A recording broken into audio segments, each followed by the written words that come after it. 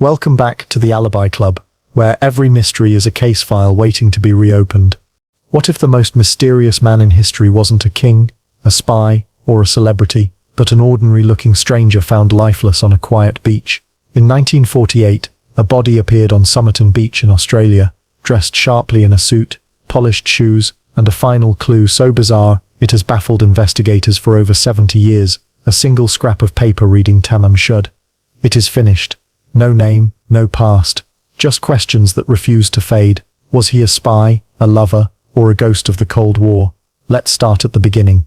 The story begins in the early hours of December 1st, 1948, when a couple walking along Somerton Beach, just south of Adelaide, noticed a man lying against a seawall. At first glance, he seemed to be asleep. His legs were extended neatly, his feet crossed at the ankles, and his head rested against the wall, as though he had simply decided to nap after a long day. The scene appeared so ordinary that the couple barely gave it a second thought. Only later did they realize they had been standing at the edge of one of history's most perplexing mysteries.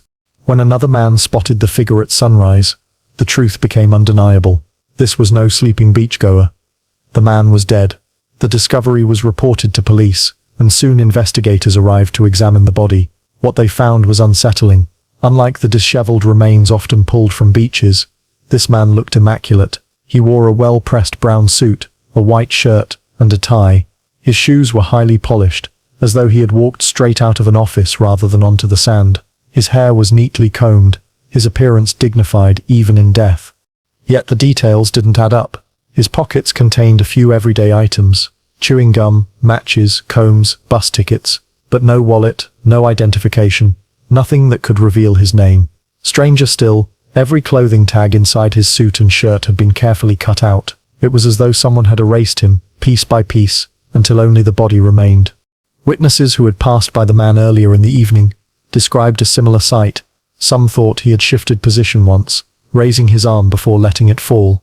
Others recalled him slumping deeper into the seawall. These small details left investigators unsure of the exact time of death. But what struck everyone most was the eerie calm of the scene. There were no signs of a struggle, no bruises, no defensive wounds, no disturbed sand around his body. He seemed to have simply stopped living, as though death had arrived quietly and politely. The position of his body baffled investigators. The man's head leaned against the wall at an odd angle, his legs extended straight out, his feet crossed neatly as if arranged with care. An unlit cigarette rested on his shirt collar, as though it had slipped from his lips only moments before. To many, the cigarette was the most human and tragic clue of all. It suggested he had been alive only seconds before death claimed him, mid-movement, in the middle of a habit as ordinary as breathing. News of the discovery spread quickly through Adelaide. Reporters dubbed him the Somerton Man, a name that has lingered for decades. The public speculated wildly. Was he a local businessman, a traveller, a sailor washed ashore from a passing ship, with no identification and no missing persons report that matched? The case instantly became a riddle. The coroner's initial notes only deepened the mystery. The body showed no obvious signs of violence. His hands and nails were clean, his body free from scars or markings that could provide clues. He appeared to be in good health, around 40 to 50 years old, with the build of a man accustomed to physical activity. He was neither thin nor frail, and the strength in his legs suggested he was no stranger to hard work. If not for the absence of life, one might have mistaken him for someone dozing on the beach before heading back to work. Police searched the area for any belongings that might shed light on his identity. They scoured the sand, checked bins, interviewed beachgoers, but nothing surfaced. He carried no wallet, no papers, no letters, not even a train stub that could be traced. The bus and rail tickets in his pocket confirmed he had traveled that day, but from where and to where remained uncertain. For investigators, the lack of identification was the first true red flag. Even in the 1940s, it was unusual for a man to move about without at least a wallet or business card. The deliberate removal of clothing tags suggested intent.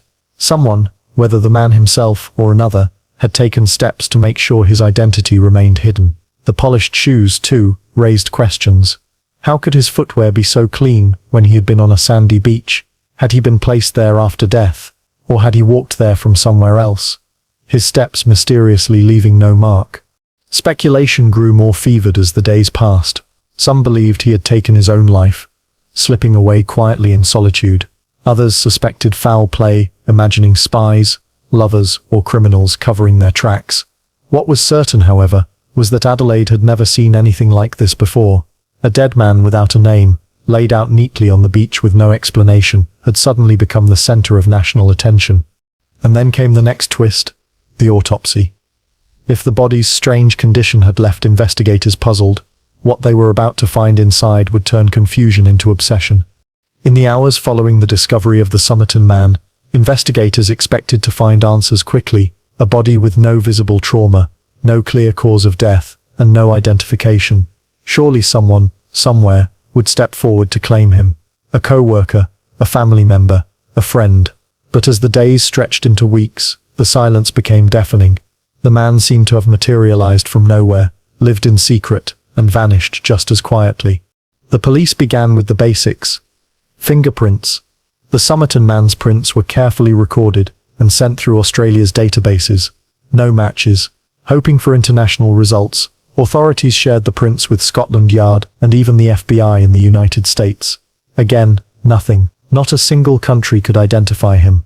In an era when global communication was limited and fingerprinting was considered reliable, the lack of a match was chilling. It suggested that the man had never been fingerprinted in his life. No criminal record, no military service, no official registration. He was, officially, nobody. Clothing was the next lead. The man's brown trousers, double-breasted jacket, and tie were well made, but strangely generic. All of the identifying tags had been deliberately removed. In the 1940s, manufacturers stitched labels into almost every garment, from shirts to socks. The only remaining label, Keen, on a tie and singlet, appeared to be more of a red herring than a clue. Investigators assumed that if someone had gone to the trouble of cutting out every other tag, they must have missed this one accidentally. But the name Keen never matched any missing person, and police began to wonder if it had been left intentionally to mislead them. His shoes were another puzzle. They were remarkably clean, as though polished shortly before death. The soles showed little sign of wear, inconsistent with the idea that he had spent time walking along sandy beaches. For detectives, this was unsettling. It raised the possibility that the body had been placed at Somerton Beach after death, carefully arranged in its peculiar resting position to disguise the true circumstances. But if that were the case, who had carried him there, and why? Without an identity, investigators turned to his personal items. A train ticket from Adelaide to Henley Beach was unused. A bus ticket from Adelaide city centre to Glenelg, however, had been punched, suggesting he had arrived near Somerton Beach by bus. Yet, despite canvassing the routes and questioning drivers, police learned nothing of his journey. No one recalled seeing him board. No one remembered him stepping off. He seemed to have travelled like a ghost, unnoticed in broad daylight. Theories began to emerge in the press. Some argued he was a sailor, perhaps washed up from a ship. Adelaide was a coastal city with strong ties to trade and immigration, making this plausible. Yet, no ships reported missing passengers, and his clothing suggested he was no seaman. Others suggested he was a businessman, perhaps from interstate, but no firms came forward claiming a missing colleague. Perhaps the most haunting possibility was that the man had intentionally erased himself. The removed clothing labels, the lack of identification, the quiet bus trip, it all hinted at someone who wished to vanish. Suicide was floated as a possibility, and though it seemed consistent with the cryptic note later discovered, the man's immaculate condition made it strange. Most suicides left behind a letter, some sort of explanation. Why would this man choose to leave only a puzzle behind? Investigators searched for missing persons throughout the country. Families came forward with descriptions of lost loved ones, but each potential lead ended in disappointment. A father missing from Sydney, not him. A soldier gone silent after the war, the age didn't match. A drifter known to haunt South Australia, the clothes were too fine. With each failed comparison, the mystery deepened. The Somerton man had no history, no paper trail, no ties. As the investigation dragged on, Adelaide residents grew uneasy. The idea of a nameless body left unclaimed in their city became a subject of endless speculation. Rumours spread that he might have been a spy, especially in a world still reeling from the Second World War and bracing for the Cold War. After all, who else went to such lengths to hide their identity?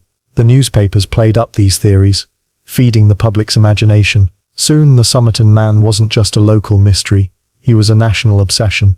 In time, more belongings would be linked to him.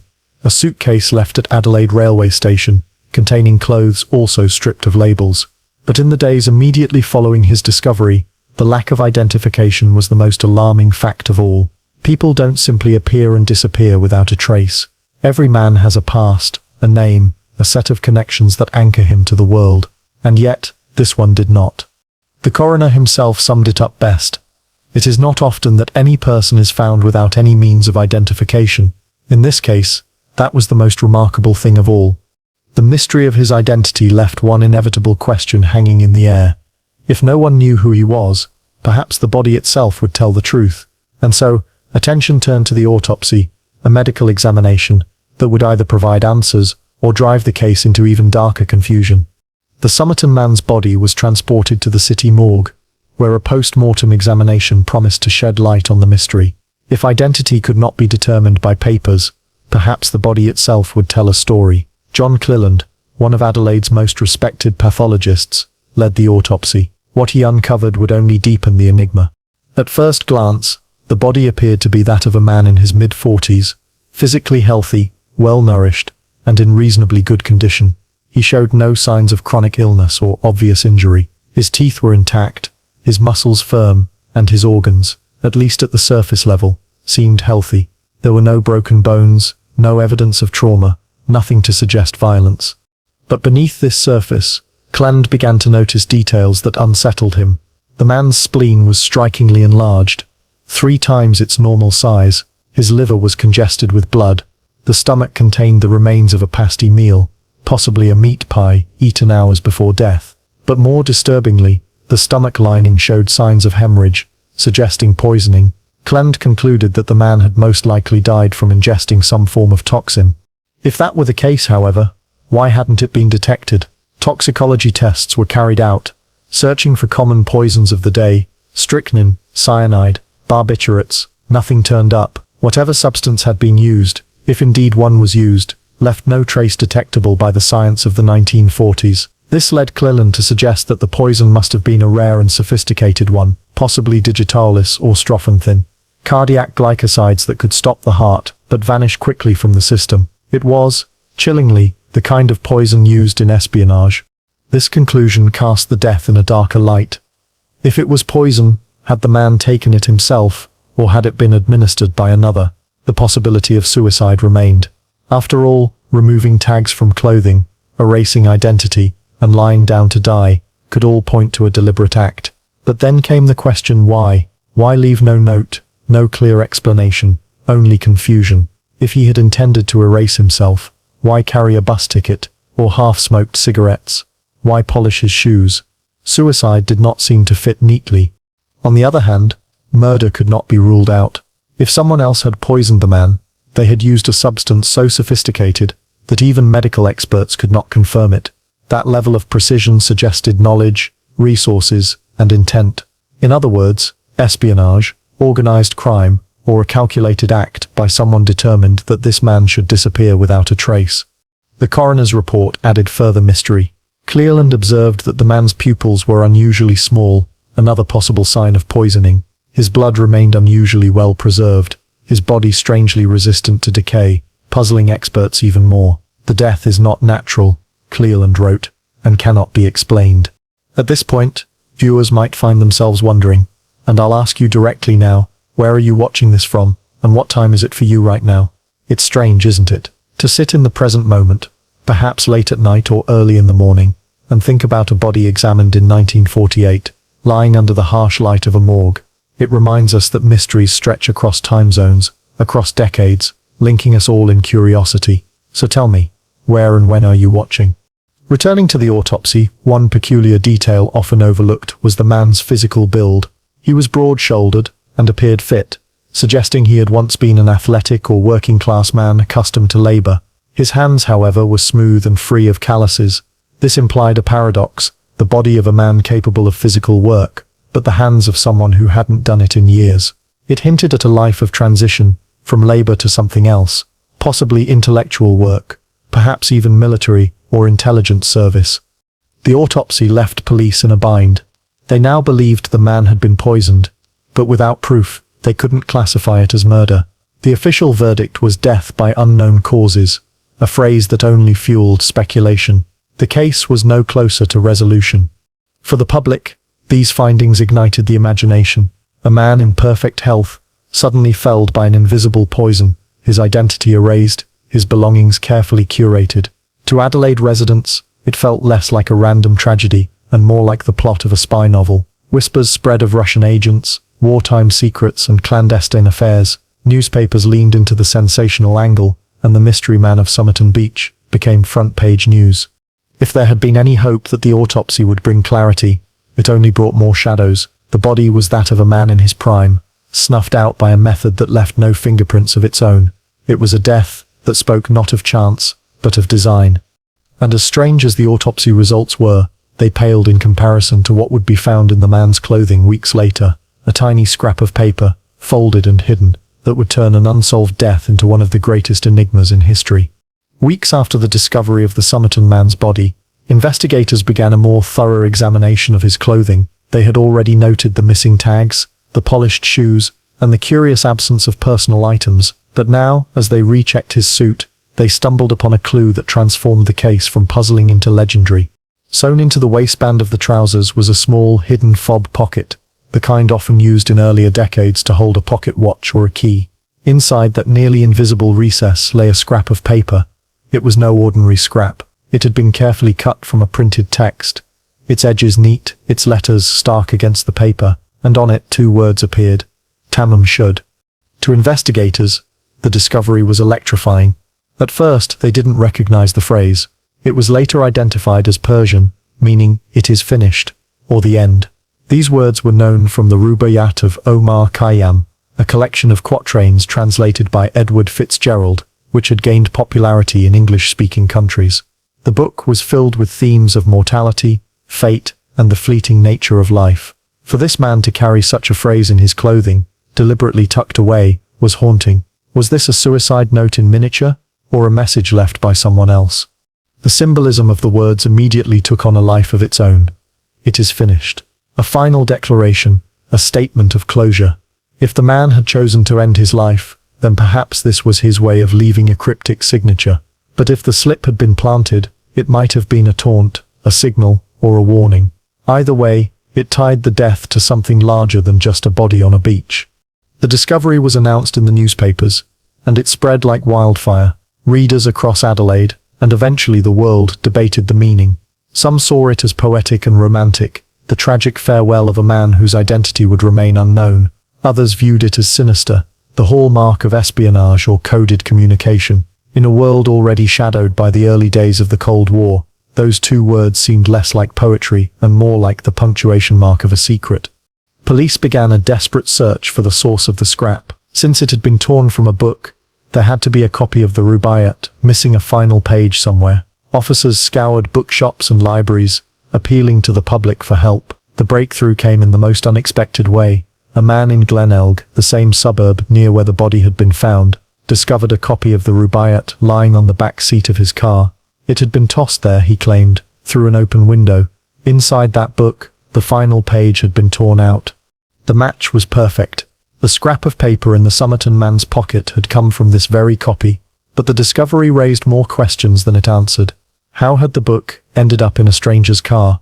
Who had placed it there? And why would the man on the beach carry only the final 2 words, as though sealing his story with a literary flourish? What made the book even more extraordinary were the additional markings inside. Scrawled in faint pencil on the back cover were 5 lines of seemingly random letters, arranged almost like a code. There was also a phone number, one that would eventually lead police to a mysterious woman living nearby. But for now, the cryptic writing and the discarded book elevated the case from strange to unforgettable. The presence of the Rubaiyat added layers of meaning to the narrative. The book, translated in the 19th century, was already famous for its meditations on death, the futility of life, and the inevitability of endings. It spoke of wine, love, and mortality, suggesting that nothing in this world lasts forever. That the Somerton man's only written clue came from such a book felt almost too fitting. But was it coincidence, or intention? Theories flourished. Some suggested he was a hopeless romantic, driven by heartbreak to end his life and leave behind one poetic whisper. Others claimed he was a spy, and that Tamam Shud was no farewell but rather a coded signal to associates that a mission had concluded. To skeptics, it could have been a meaningless scrap, something he carried without significance. Yet few believed in such coincidence, especially when the mystery only grew darker with every discovery. The police, for their part, tried to remain grounded. They traced the edition of the Rubaiyat and determined it was a relatively rare printing, not something one could easily stumble across in a shop. That fact suggested intent. Either the man had sought it out, or someone had gone to the trouble of planting a fragment from a rare text on his body. Both possibilities carried chilling implications. For the people of Adelaide, the words Tamam Shud became a catchphrase of unease. Ordinary deaths came with explanations, accidents, illness, violence. But this was literature woven into reality, poetry turned into evidence, and the more the public tried to interpret it, the further they seemed to drift from certainty. The slip of paper was both the smallest and the most powerful clue of the entire investigation. It was no weapon, no fingerprint, no strand of hair, yet it was more evocative than any physical evidence could ever be. It told a story, or hinted at one, but it was a story without a narrator, a message without a sender, a farewell without a name. And if the Tamam Shud slip raised the stakes, what investigators would find inside the book itself, those 5 cryptic lines of letters, would transform the case into something bordering on the impossible. A puzzle that even professional codebreakers couldn't solve. When investigators connected the scrap of paper in the Somerton man's pocket to the copy of the Rubaiyat of Omar Khayyam, discovered in the back seat of a car, they believed they had finally found the key to unlock the mystery. Instead, they stumbled into a deeper labyrinth. For inside that book was not only a missing page, but also a series of cryptic markings that would baffle experts for decades. On the inside back cover, faintly written in pencil, were 5 lines of letters. At first glance, they looked like gibberish, random groupings of capital letters arranged in short sequences, separated into lines. But to anyone familiar with codes, it was obvious this was no accident. The markings bore the appearance of a cipher, the kind of shorthand designed to conceal meaning from all but the intended recipient. The sequence read something like this. WDOA-BOBD, MLIAOI, We2B Impanatp, MLIA-BO-AIAQC, ETMTS-AMSTGAB. To the untrained eye, they seemed meaningless, but to the detectives holding the book, they were dynamite. Here was evidence that the Somerton man was involved in something secretive, something larger than himself. It lent sudden weight to theories of espionage, which had already been circulating given the unusual circumstances of his death. The police called in cryptographers from across Australia. The best minds in code breaking examined the letters, testing them against known ciphers and substitution patterns. The Commonwealth's Naval Intelligence Unit studied the code, hoping to find a connection to military or espionage communication. Yet despite months of effort, no one could crack it. Some experts suggested it could be an acrostic, where each letter represented the first word of a phrase, such as a poem, prayer, or message. Others speculated it might be a one-time pad, a cipher so secure it could only be solved if both sender and recipient possessed the same key. If that were true, then the letters were effectively unbreakable without the original key. The failure to decipher the code left investigators with a dilemma. Either they were dealing with one of the most sophisticated codes in existence, or, far more frustrating, they were looking at something meaningless. Could it have been nothing more than the idle scribblings of a bored man? Perhaps initials for a list, or shorthand for a song, or even fragments of thoughts jotted down without order. But if it were nonsense, why hide it in a rare book tossed into a stranger's car? Why would the Somerton man carry a slip from that very book in his pocket? The coincidence was too great. For most, the conclusion was simple. This was not random. This was communication, and whatever it said, someone in 1948 had gone to great lengths to keep it hidden. Alongside the mysterious letters was a telephone number, penciled in the same handwriting. The number belonged to a woman named Jessica Thompson, who lived only a few hundred yards from where the Somerton man had been found. When police questioned her, she appeared shocked, though some officers swore she seemed evasive, almost frightened. Jessica denied knowing the man, but when shown his plaster death mask, her reaction was unusual. According to witnesses, she nearly fainted. To some detectives, it was proof that she knew more than she admitted. The code and the phone number tied the Somerton man not only to a strange book, but also to a living person, one who seemed determined to keep secrets of her own. For the public, it was enough to confirm the growing suspicion. This was no ordinary death. It had all the ingredients of a spy thriller: cryptic notes, hidden pockets, mysterious women, and a body that refused to be identified. Context made the theory even more compelling. The year was 1948, the dawn of the Cold War.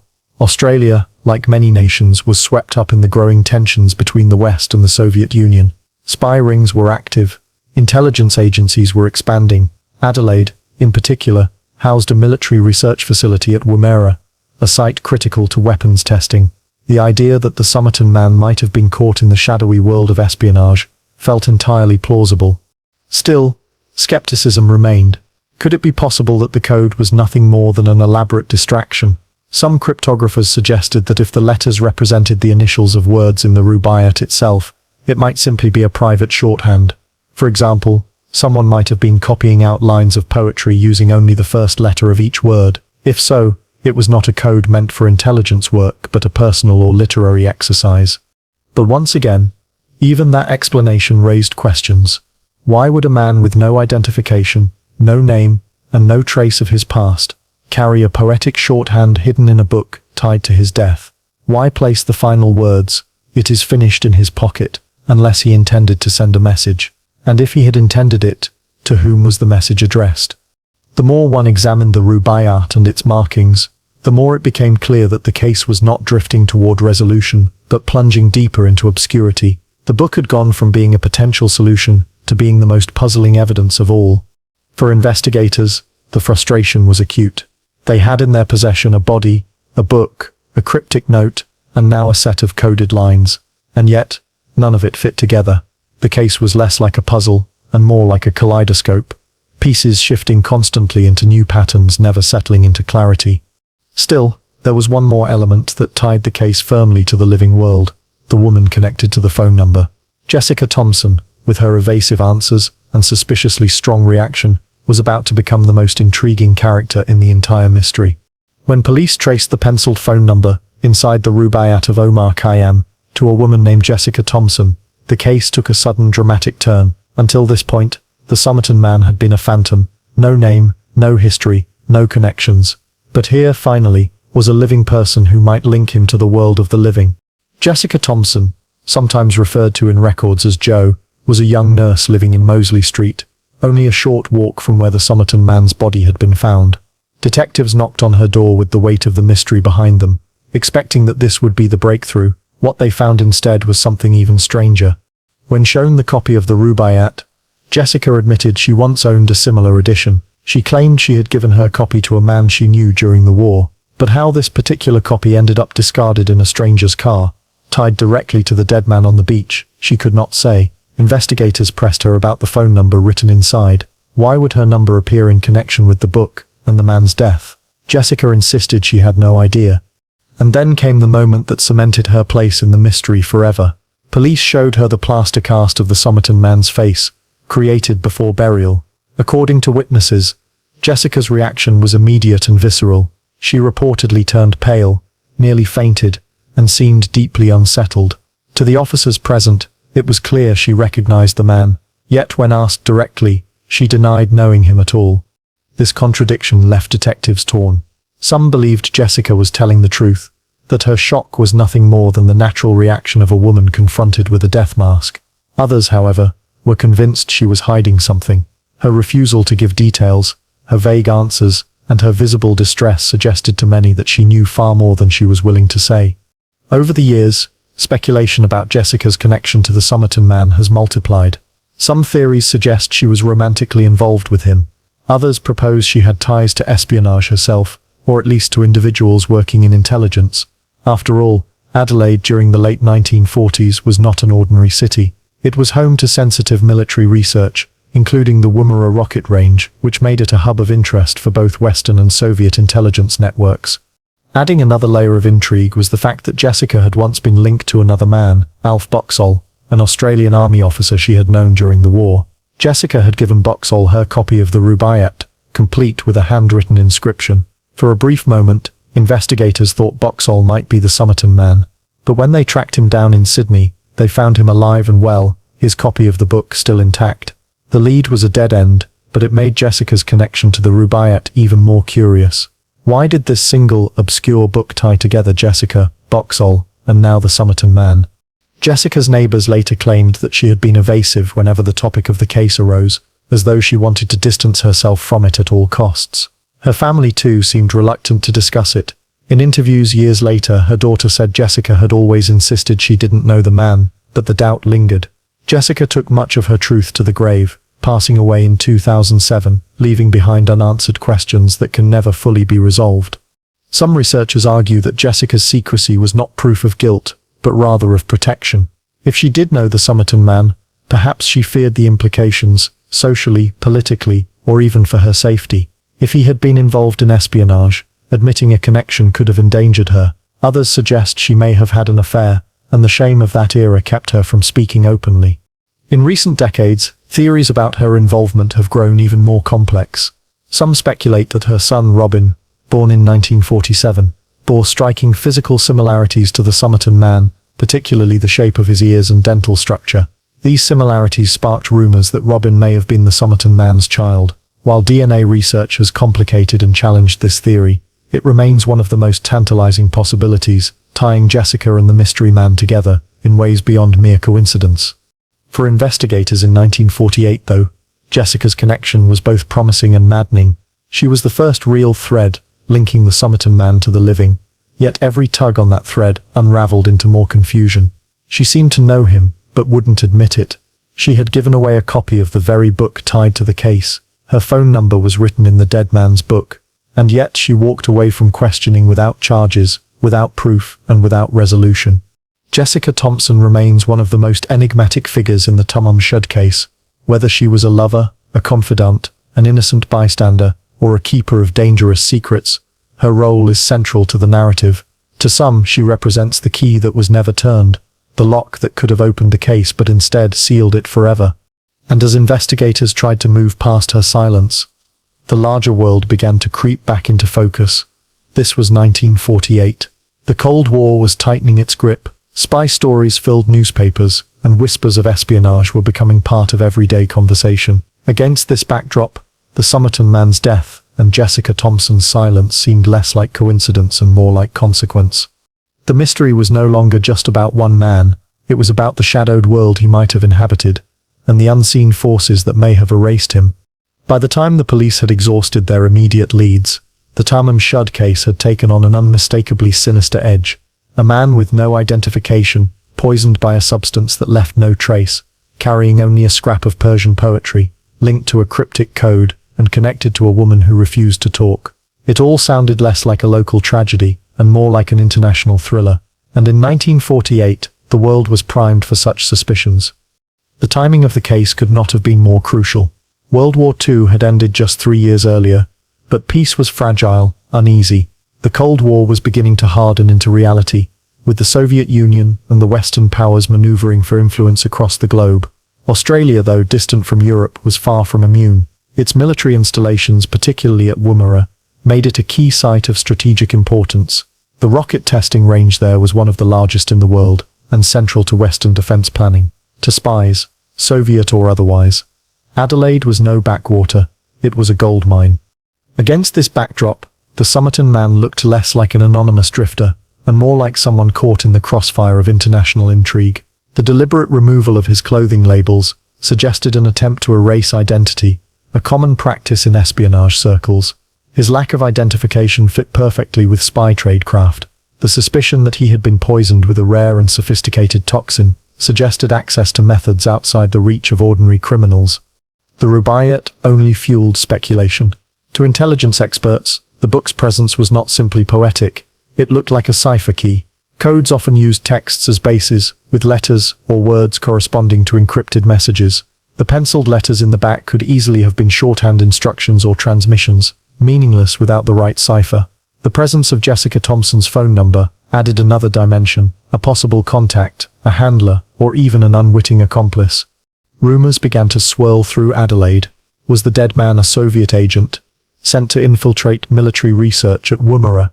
Was he a British or American operative, silenced by enemies before he could pass along information? Or was he a double agent, caught in a web too tangled to survive?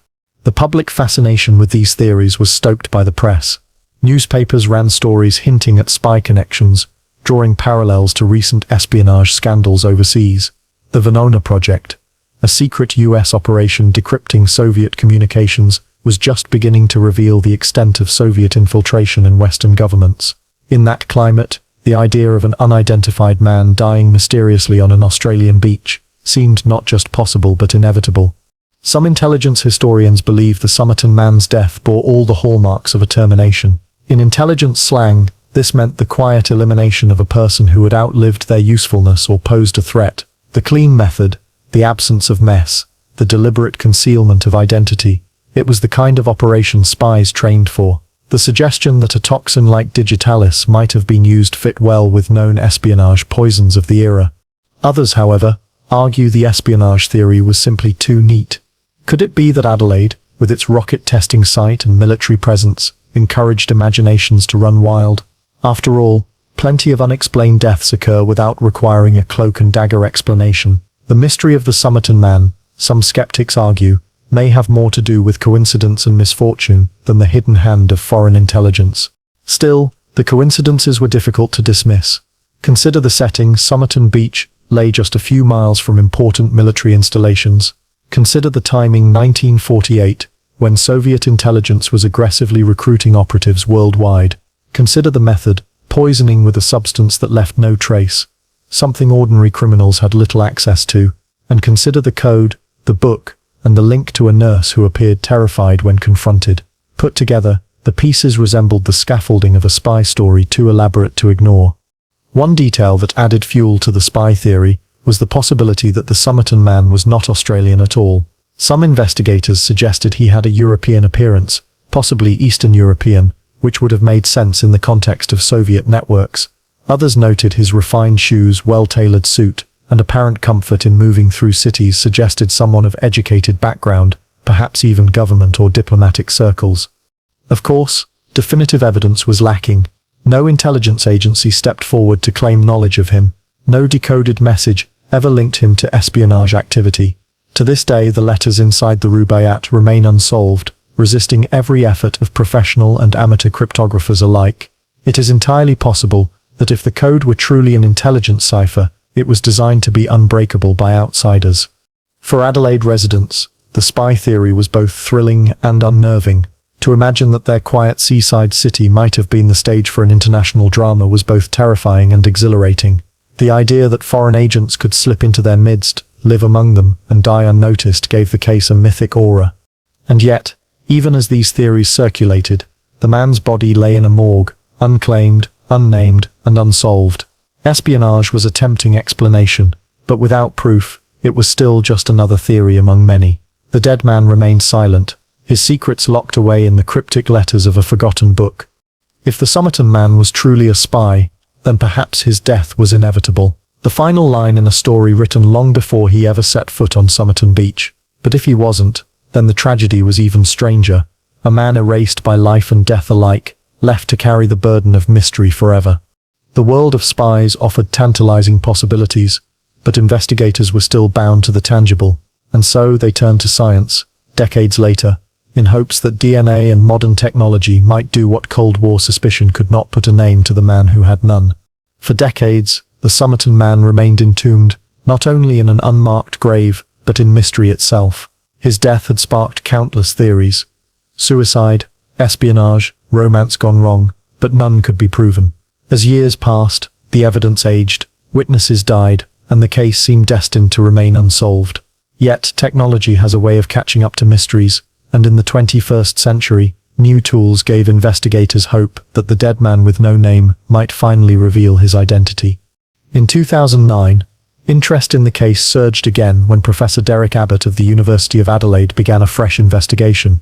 Abbott, a scientist with expertise in engineering and genetics, was fascinated by the unsolved puzzle. He believed modern techniques could succeed where mid-20th century methods had failed. His team started with what evidence still existed: plaster casts of the man's body, preserved hair strands embedded within the cast, and old photographs.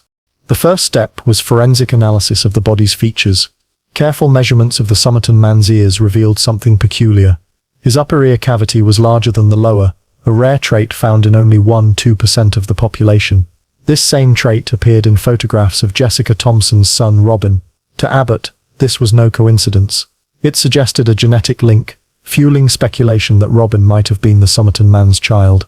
If true, then the Somerton man had not only a face and a story but living descendants. DNA, however, was the real prize. For years there was little hope, as the body had been buried in 1949, and exhumation was considered unlikely. Yet in 2019, under growing public and academic pressure, South Australian authorities agreed to exhume the remains for DNA testing.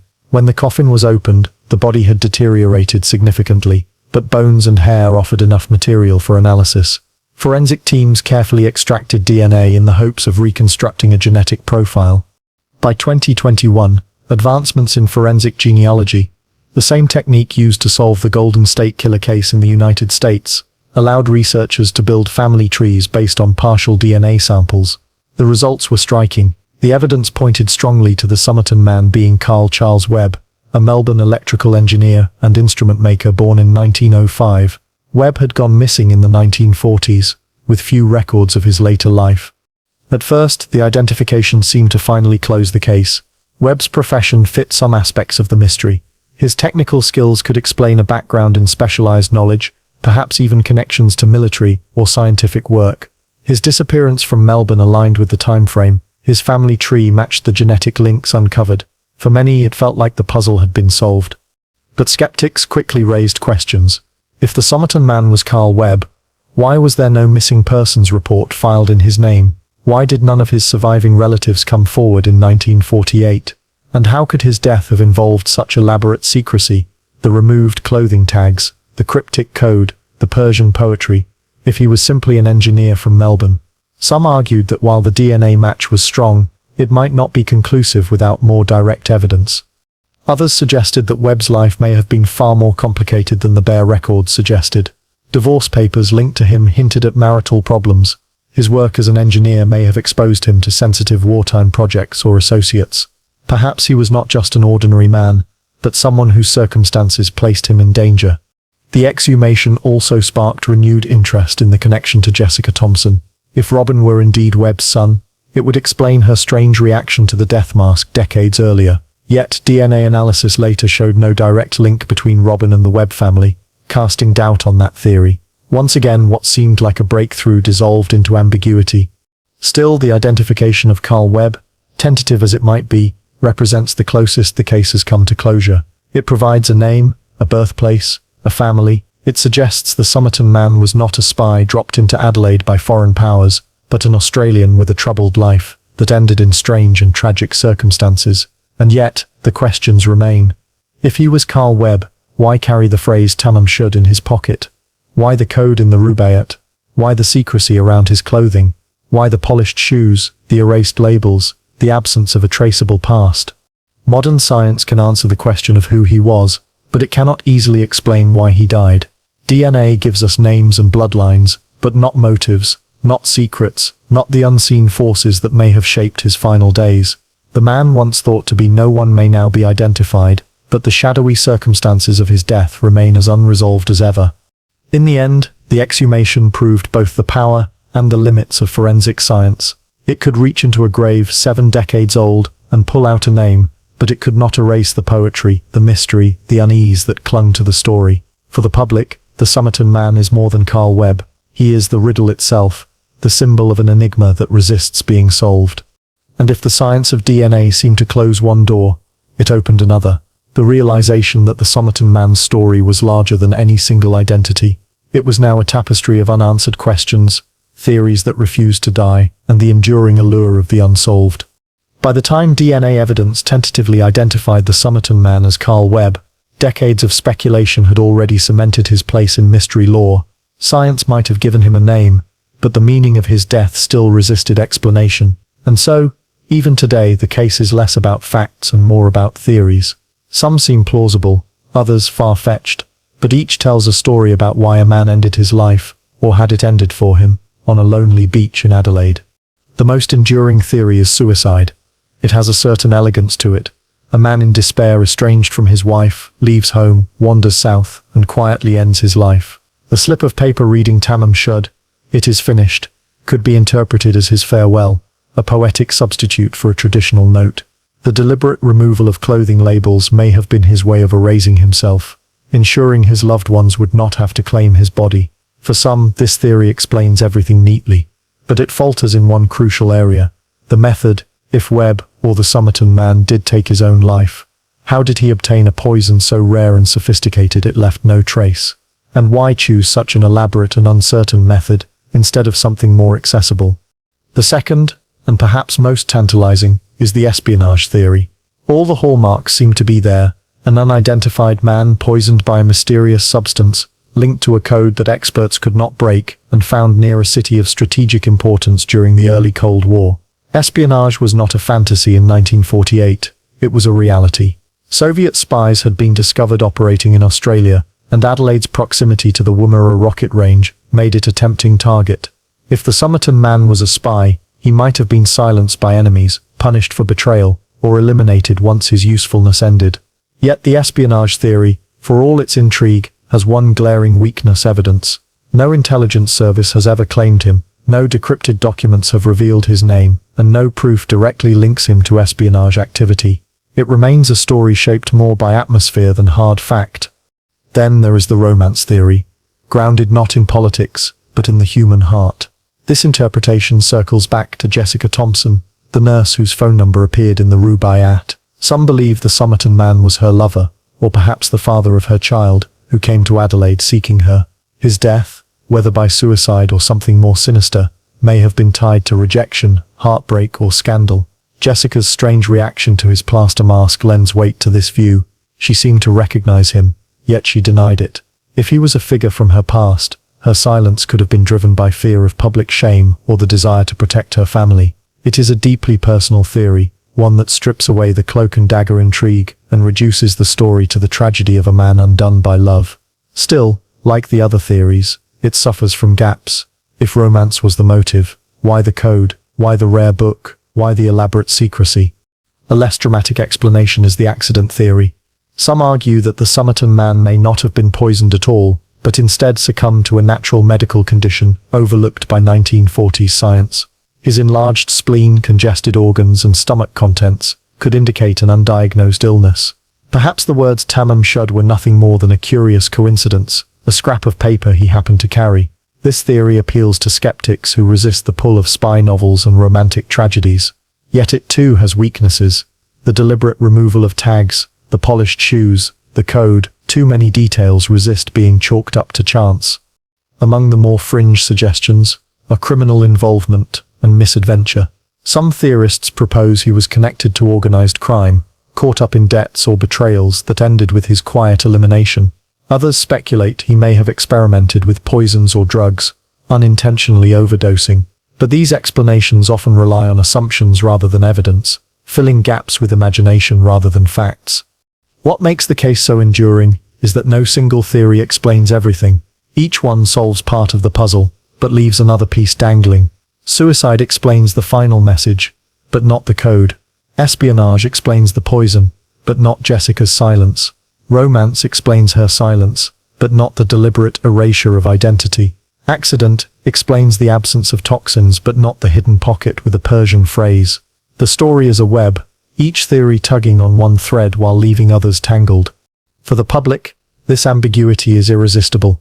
The Somerton man has been debated in books, documentaries, and online forums for decades. Amateur sleuths pore over photographs of his death mask, analyze scans of the code, and speculate endlessly about Jessica's secret. Each new development, from DNA testing to genealogical matches, sparks a fresh round of theories, but never a conclusion. Theories endure because they allow the case to remain alive, suspended between fact and possibility. Each one invites people to choose the version of the story that resonates with them. The tragic lover, the doomed spy, the forgotten wanderer, the unlucky stranger. The Somerton man is all of these, and none of them. In the end, the theories that refuse to die say as much about us as they do about him. We are drawn to mystery, to the idea that hidden truths linger just beyond reach. The Somerton man embodies that hunger. He is the unsolvable puzzle, the unfinished story, the man with no name who forces us to confront the limits of knowledge itself. And so, even as DNA points toward Carl Webb, the case lives on, not as a closed file but as an eternal question. Because the real power of the Tamam Shud mystery lies not in the answer, but in the fact that it may never truly be answered. On December 1st, 1948, a man lay lifeless on Somerton Beach, and more than 70 years later, the world is still asking the same question: who was he? In the time since, wars have come and gone, technologies have leapt forward, and science has unearthed details once thought impossible to know. Yet the Tamam Shud case remains one of the most enduring enigmas of modern history. Why has this story clung so tightly to our imagination? Part of the answer lies in its perfect balance of clarity and mystery. The facts are vivid: a well-dressed man, polished shoes, no labels, no identification. The details: a hidden scrap of Persian poetry, a rare book, a cryptic code, a nurse who turned pale at his likeness, are unforgettable. Each piece feels sharp, solid, undeniable. And yet, the moment you try to assemble them into a coherent picture, the whole puzzle dissolves. It's as though the case was designed to resist resolution. The phrase Tamam Shud, "it is finished," might have been meant as closure, but instead, it opened endless possibilities. Was it a farewell from a man who chose his own end? A signature left by spies cleaning up their work? A tragic cry of heartbreak folded into literature? The phrase was final for him, but for us, it was only the beginning. The exhumation and tentative identification of Carl Webb gave the case a new face, perhaps even a name, and yet, even that resolution felt incomplete. If the Somerton man was Webb, it only deepened the contradictions. Why would an electrical engineer from Melbourne end up on a beach in Adelaide, erased of all identity, carrying a secret pocket note, and linked to an indecipherable code? How did a man with no record of espionage or crime meet an end that seemed scripted for both? Science told us who he might be, but it still couldn't explain why. In this sense, the Tamam Shud case endures because it lives on multiple levels. On one hand, it is a police mystery, a body to be identified, a cause of death to be determined, a case file to be closed. On another, it is a cultural story, a Cold War parable about spies and secrets in a world shadowed by suspicion. And deeper still, it is a philosophical riddle, a reminder of how fragile identity is, how easy it is for a person to slip from history into silence. There is also something haunting in the way the Somerton man forces us to reflect on our own mortality. Most of us live our lives surrounded by connections: friends, family, work, records. We are known. But here was a man who in death was stripped of all those ties. He became a blank page with only a fragment of poetry to mark his existence. In a way, he reminds us that anonymity is as terrifying as death itself. Perhaps that is why the story has never let go. It appeals not just to the detective in us, but to the dreamer and the philosopher. It is a story that lives in the borderlands between truth and imagination. If you want it to be a spy novel, it fits. If you want it to be a romance tragedy, it fits. If you want it to be a cautionary tale of science's limits, it fits. The Somerton man is a mirror, reflecting back whatever fears or fascinations we carry. And then there is the poetry. Few mysteries come with such symbolism built in. A man dies, and in his pocket is a scrap of paper that says, "It is finished." That image is unforgettable, almost cinematic. It elevates the case from a police file to a myth. It is no longer just about how a man died. It is about what it means to end, to vanish, to leave behind a question mark where a period should be. In the end, the Tamam Shud case is not just about identity, but about the impossibility of complete knowledge. We like to believe that every mystery has an answer, that every life can be accounted for. Yet here lies a story that resists us, that whispers Tamam Shud while leaving us with nothing finished at all. More than 7 decades later, the Somerton man still lies in Adelaide soil, his grave now marked, but his story still open. He is at once Carl Webb and the unknown man. He is a lover, a spy, a drifter, a mystery. He is all of these and none. And maybe that's why we keep coming back. Because sometimes, the most powerful stories are the ones that cannot be solved. Sometimes, the meaning of a life, and of a death, lies not in the answers we uncover, but in the questions that linger long after. The Somerton man may have carried a slip of paper that read, "It is finished." But for us, for history, for the countless people still staring at his photograph and wondering, it is anything but finished. It is endless.